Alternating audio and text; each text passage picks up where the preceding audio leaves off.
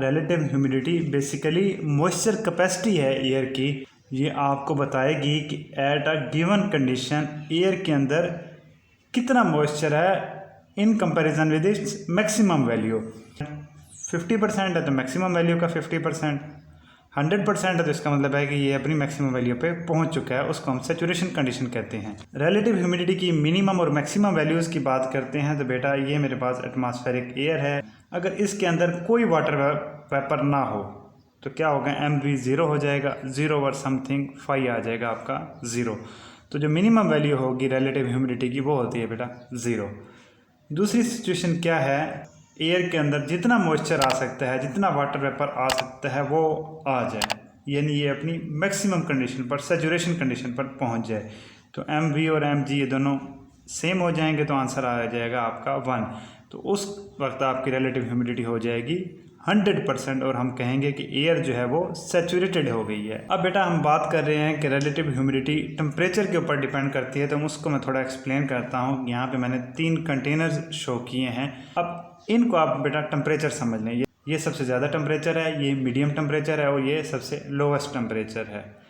अब इन तीनों केसेस में मैं ह्यूमिडिटी एज्यूम कर रहा हूँ कि ये 50% सेम ही है। 50% ह्यूमिडिटी का मतलब ये है कि ये अपनी इस कंटेनर के अंदर जितना वाटर आ सकता है उसका हमने 50% भर लिया।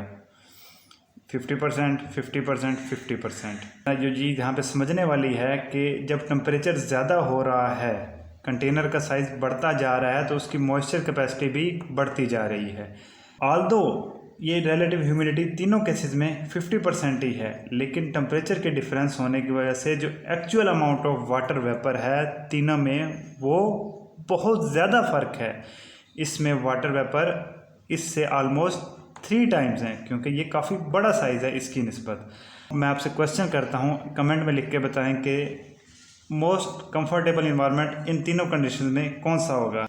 शाबाश बेटा, ठीक पहुँचे। ये वाला टेम्परेचर सबसे कंफर्टेबल होगा और इस टेम्परेचर में आप घुटन महसूस करेंगे, लिथार्जिक महसूस करेंगे, आपको सही तरीके से सांस नहीं आएगा, क्योंकि 45 डिग्री सेंटीग्रेड के ऊपर ये जो रिलेटिव ह्यूमिडिटी है 50%, ये हवा के अंदर काफ़ी ज़्यादा मॉइस्चर होगा in comparison with other 2 cases. Relative humidity बेटा टेम्परेचर पे डिपेंड करती है और टेम्परेचर के चेंज होने से रिलेटिव ह्यूमिडिटी मुख्तलिफ होती जाएगी, क्योंकि बेटा टेम्परेचर को हम एज अ कंटेनर ले रहे हैं और अगर इस कंटेनर का जो 50% है वो इसमें डालें तो इसका 50% नहीं होगा।